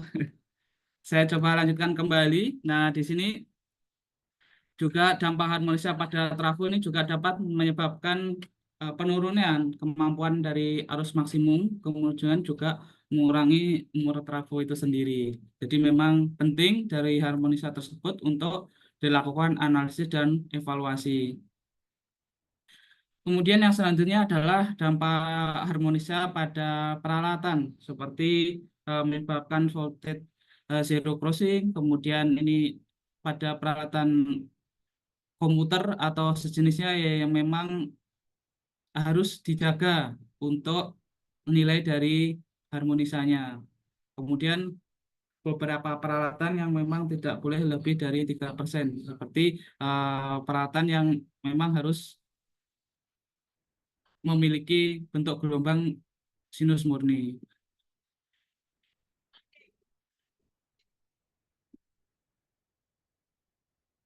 Kemudian yang selanjutnya adalah bagaimana kita memitigasi dari pengaruh harmonisa. Jadi memitigasi ini uh, adalah langkah efektif ya untuk mengurangi atau mereduksi adanya harmonisa pada suatu instalasi listrik atau peralatan itu sendiri. Nah, tadi juga disebutkan ya di awal-awal bahwa dalam evaluasi bisa dengan memasang kompensator atau filter seperti itu. Nah, di sini bila level harmonisa pada titik sambung pelanggan melebihi dari batas harmonisa, maka pelanggan wajib melakukan langkah-langkah mitigasi ya level harmonisa. Sehingga dalam pemenuhan ketentuan batasan tersebut sesuai dengan kondisi pembangunan dari kewajiban pihak pelanggan atau pemakai, yaitu pelanggan ini harus bertanggung jawab untuk menjaga level harmonisa arus di bawah batas yang ditentukan. Kemudian pada pihak utilitas atau PLN juga berkewajiban ya untuk menjaga kualitas tegangan pada sistem tenaga listrikan sesuai dengan standar yang dipersyaratkan seperti harmonisa, kemudian level batas operasi minimum tegangan dan lain sebagainya.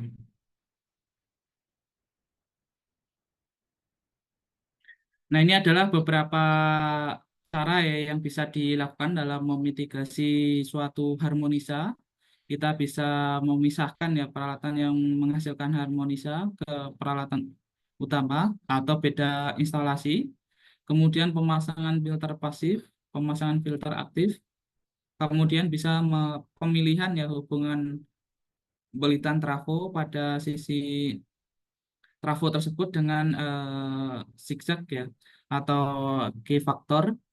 Kemudian relokasi kapasitor bank dan pemindahan sambungan instalasi ke instalasi yang level hubung singkat lebih tinggi. Nah, ini adalah beberapa cara yang bisa dilakukan untuk memitigasinya. Untuk lebih detail dan jelasnya tentunya perlu ada kajian yang memang disesuaikan dengan kondisi atau studi kasus yang ada di kelistrikan Bapak Ibu semuanya. Kemudian di sini penjelasan ya terkait dengan mitigasi harmonik digunakan adalah asilen reaktor atau ASEU. Jadi di sini adalah pemasangan reaktor sebelum VFD motor, yang mana reaktor impedansi ini bisa dihitung menggunakan arus gangguan, kemudian impedansi gangguan dibagikan dengan tegangan jala-jala, sehingga efek dari line reaktor ini, misalkan 1% ini bisa menyebabkan atau pengurangan sekitar dari 80%. Kemudian 3% ini bisa 35 sampai 45% dari THD arusnya yang bisa direduksi. Kemudian yang selanjutnya bisa juga menggunakan DC reaktor atau DC coke ya, yang dipasang di paralel seperti itu. Nah, paralel ini adalah pemasangan dengan komponen elektronik di VFD-nya yang dipasang serial dengan sumber dan juga beban di motor yang ada di sini. Kemudian yang key factor transformator atau metode Six-Step tadi, jadi pemilihan key factor ini juga dapat dihitung berapa besar nilai harmonisa yang ditimbulkannya, sehingga nanti kita bisa memasukkan nilai ini pada aplikasi software simulasi atau yang lainnya untuk mengetahui seberapa efektif dari pemasangan key factor dari trafo zigzag tersebut terhadap dampak harmonisanya. Kemudian solusi yang selanjutnya ini saya dapatkan ya dari Mitsubishi terkait dengan beberapa cara. Jadi di sini bisa menggunakan konfigurasi inverter ya, 6 pulsa, 12 pulsa, 18 ataupun 24. Nah, ini di sini dijelaskan mulai dari perumusan harmonisa yang digunakan, kemudian input connection-nya, dan juga instalasi dalam pemasangannya. Kemudian adalah passive filter harmonik. Jadi passive filter ini juga menjadi solusi yang tadi disampaikan. Nah, di sini untuk nilainya bisa dihitung ya menggunakan kesamaan sini. Jadi lebih ke nilai kapasitansi dan induktansi, nilainya berapa yang akan kita gunakan dalam suatu permodelan filter untuk mereduksi dari nilai harmonisa itu sendiri. Nah, ini ada studi kasus untuk solar PV floating ya, 10 MWP. Nah, di sini ada titik interkoneksi dalam permodelan single line diagram berikut. Jadi ini adalah juga salah satu proyek UTBA yang melihat ya berapa besar nilai dari harmonisa itu sendiri. Nah, ini adalah nilai THDI yang digunakan sebagai input dalam simulasi di model inverternya. Nah, nilai THD inilah yang tadi disampaikan juga ya. Jadi nilai THD ini juga bisa mengukur power quality dengan menggunakan metering yang ada di panel MVMDP. Kemudian ini adalah ada 4 array ya dalam PLTS yang dipasang. Jadi ini adalah output dari pengaruh harmonisa dengan kapasitasnya adalah 2,5 MBP yang disimulasikan dengan menggunakan software etap. Nah, kurang lebih di sini yang tadi diukur ya. Jadi ini adalah 2,5 dan ini ada 4 array, jadi total sekitar 10 MBP yang terhubung ke trafo berikut. Jadi ini adalah pemasangan filter menggunakan harmonic filter. Nah, ini Mungkin Bapak Ibu yang familiar dalam menggunakan software Etap, ini adalah beberapa parameter yang diinputkan dalam pemasangannya. Nanti kita bisa sesuaikan dengan level tegangan, kemudian Q faktor, dan berapa nilai kapasitor dan induktor yang kita masukkan atau kita sisipkan.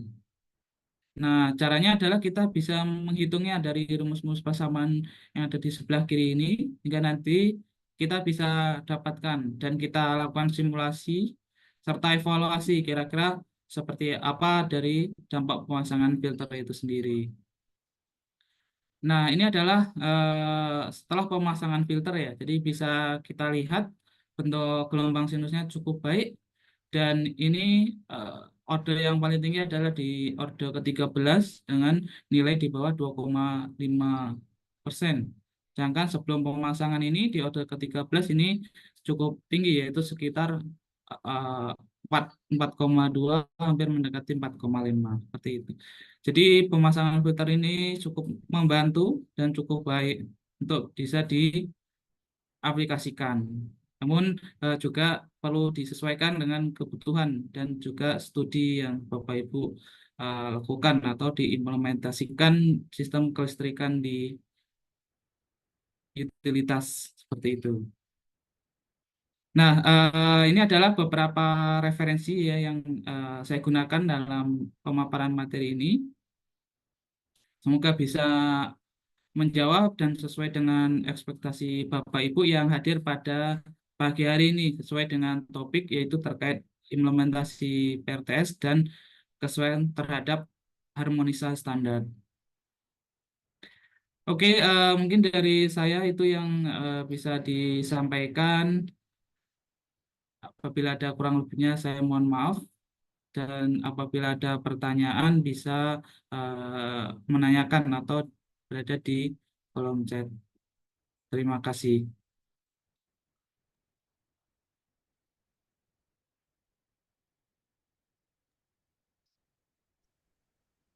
Halo, selamat siang.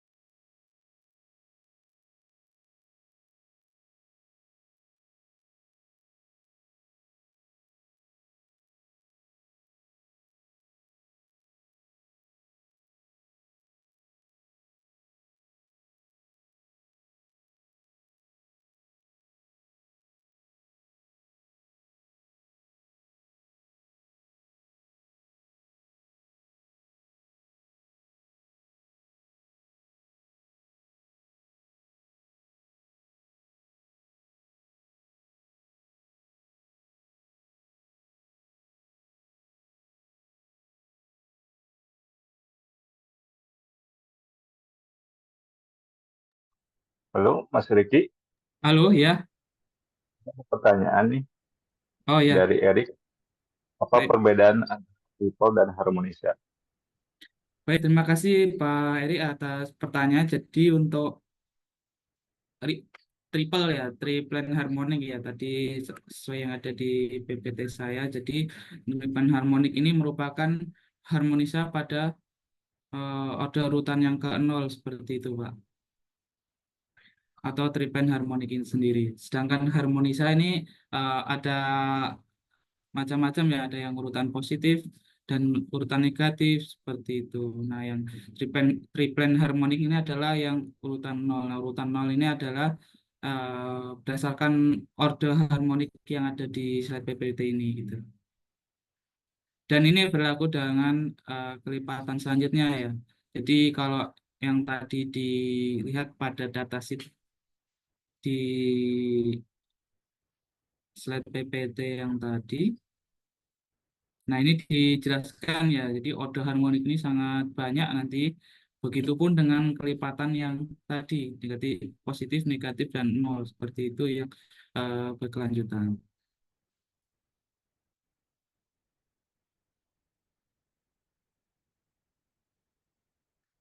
Jadi itu mungkin penjelasan dari saya.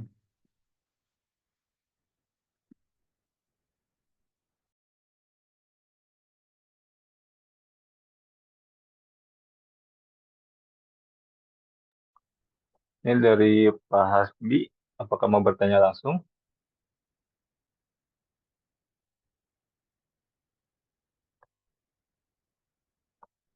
Silakan jika ada yang mau bertanya langsung. Jika tidak, ini ke Pak Munir ya, ke Mas Munir.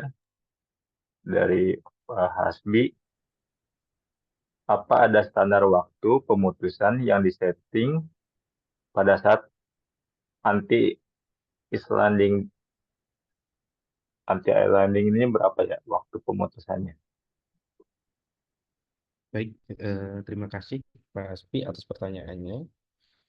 Nah, untuk waktu setting atau islanding biasanya ini di waktu mili ya, Mas. Biasanya ya, tergantung sama sistem gitu. Tapi untuk standar waktunya saya masih belum menemukan. Kebanyakan mereka langsung di standarisasi berapa milisekon gitu, biasanya gitu. Tapi kalau emang nanti ada, saya hubungi lagi, Bu. Terima kasih, Mas. Ya.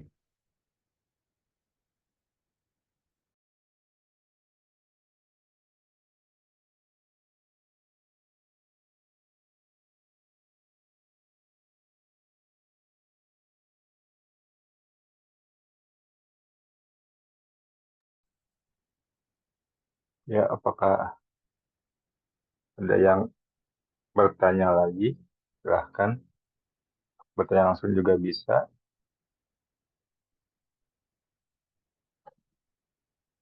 Kita punya 5 menit sampai. Silakan, Pak.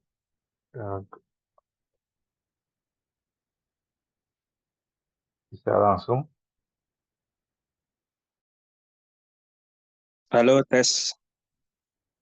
Halo. Ya, terdengar, silakan. Sudah masuk ya? Ya, terima kasih. Mohon maaf tadi ini.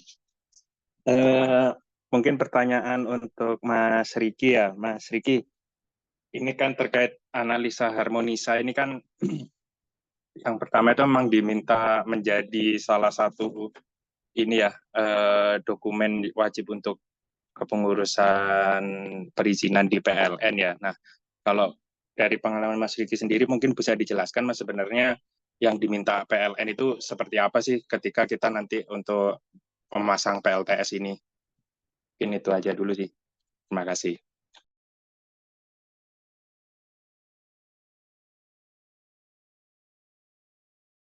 Ya, terima kasih Pak. Saya izin menjawab. Kebetulan saya juga pengalaman di perizinan ya kemarin di PLTS SMS Serpong itu kapasitas 800 kWp PLTS atap ya. Jadi harmonisa ini atau regulasi perizinan PLTS atap ini bisa mengacu pada Permen ESDM nomor 2 tahun 2024. Di sini saya izin share screen. Nah, di sini sebetulnya dijelaskan ya. Jadi kajian dari harmonisa ini sebetulnya berdasarkan dengan level kapasitasnya.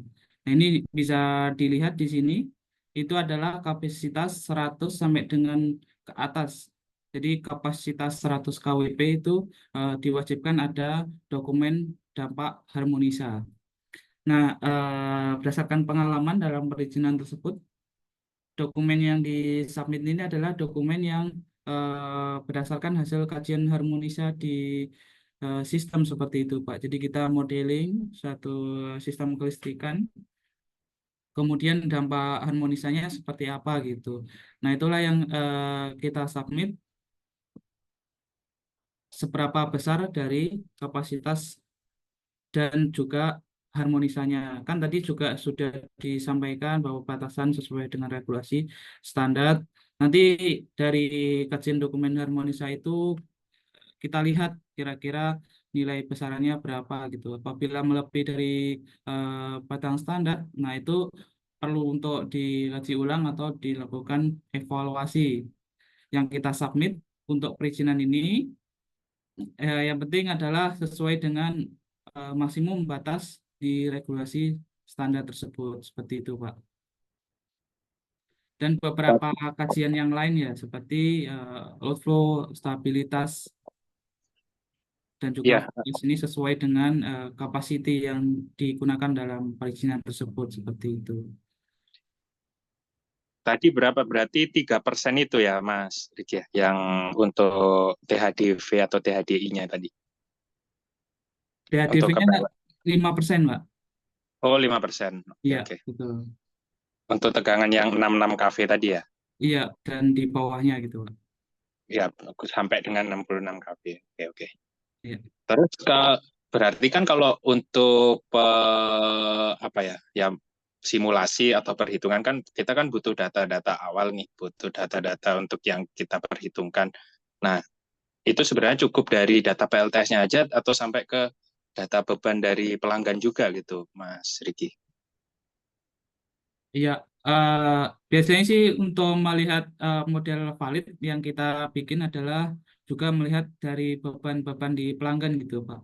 Nah, khawatirnya adalah di pelanggan itu memang banyak beban-beban seperti kompresor, motor, atau bahkan customer atau pelanggannya itu adalah di mining gitu, Pak. Jadi itu kan juga dapat menyebabkan harmonisa yang cukup tinggi gitu. Jadi yang kita modeling adalah yang ada di sisi pelanggan dan juga dari efek PLTS ini sendiri. Nah, apabila memang ada keterbatasan data, jadi yang kita lihat adalah titik output atau titik koneksi dari sisi PLTS tersebut. Jadi yang kita masukkan adalah harmonisa dari efek PLTS itu saja gitu, Pak. Nanti kita bisa memberikan analisis yang ada di report, di mana adalah sumber yang kita masukkan adalah hanya kontribusi dari harmonisa PLTS. Sehingga titik yang kita evaluasi adalah titik yang ada di titik sambung PLTS itu sendiri gitu, Pak. Oh, berarti itu kan ya, berarti nggak apa-apa ya, misalkan dari sisi PLTS-nya aja ya, misalkan Iya, nggak betul, Pak. belum lengkap gitu datanya, karena kan ini ke PLN-nya kan bukan ke pelanggannya ya, Mas ya. Iya, betul, Pak. Itu nggak ada pengaruh ya berarti, maksudnya ya walaupun ada kecil mungkin ya. Iya, Oke, oke. Oke, baik, terima kasih Mas Riki. iya, Cukup. sama-sama, Ya, Pak. Semoga bisa kolaborasi. amin, amin. Ya, nanti inilah kita sambung-sambung lagi ya kolaborasinya. Ya.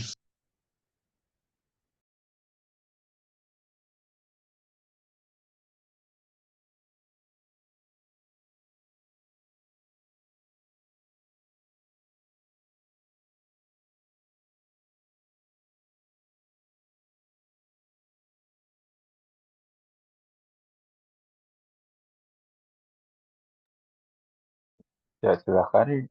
Ini ada kesempatan lagi untuk sekitar satu pertanyaan lagi jika ada yang ingin masih bertanya.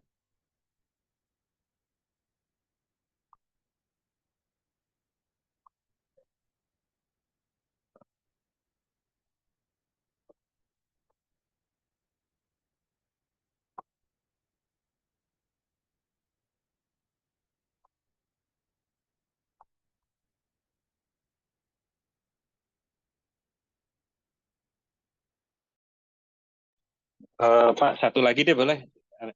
Kalau memang nggak ada. Halo? Silakan Pak. Oh ya, Mas Riki, Satu tadi lagi. ada pengaruh ke power factor juga ya, kalau nggak salah, harmonisa ini.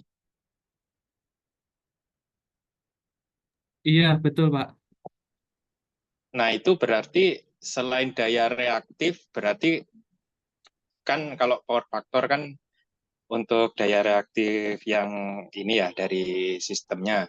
Iya, Nah, terus dikali faktor ada itu lagi. Berarti ini sebenarnya beda ini ya nantinya ketika untuk mitigasinya, kalau yang daya reaktif kan berarti pakai kapasitor, kalau yang ini pakai filter, seperti itu ya gampangnya ya Mas ya. Iya, betul, Pak. Oke, oke. Nah, padahal dalam satu rumus persamaan tadi kan perhitungannya ada gitu ya. Iya, betul. Ada Oke. rumus persamaan hitungannya. Jadi nanti tinggal disesuaikan kebutuhannya seperti apa gitu, Pak.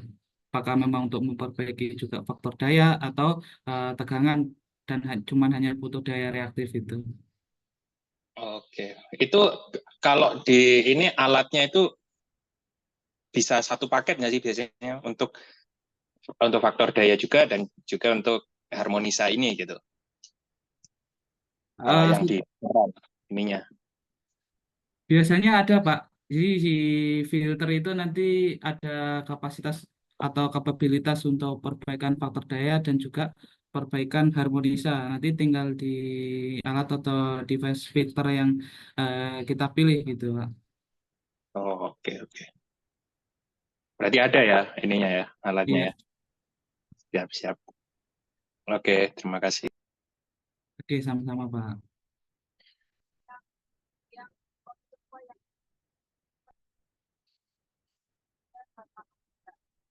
Ya, oke, karena waktu sudah mau ini jam 11 ya, kita mau tutup. Terima kasih kepada Pak Munir yang telah memberikan materinya mengenai PLTS, implementasi, desain, dan komponen utama di PLTS. Dan kepada Pak Riki tentang harmonisa, bagaimana cara mengukurnya, dan bagaimana solusinya ya. Untuk tadi pertanyaan, bagaimanakah tentang yang kapasitor dan filter ya? Ya, untuk faktor daya itu kan sebenarnya merupakan komponen eh, sinus yang fundamental, sedangkan harmonisa itu ada urutan yang ke-1, kedua, harmonisa ke-1, kedua, ketiga, keempat, dan seterusnya.